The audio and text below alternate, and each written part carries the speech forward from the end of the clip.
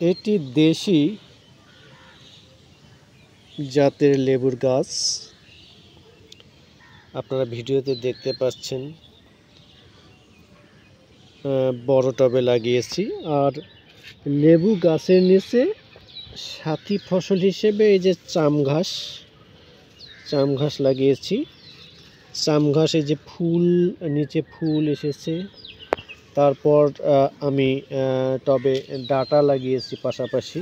ডাঁটা আপনারা দেখতে পাচ্ছেন যে ডাঁটা, এবং এগুলো কয়েকদিনের মধ্যেই বড় হয়ে যাবে, সবুজ পাতা।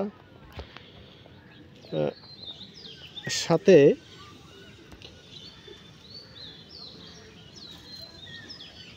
এইদিকে চাম ঘাস রয়েছে এই দিকটায়, এবং এই যে ডাঁটা দেখতে পাচ্ছেন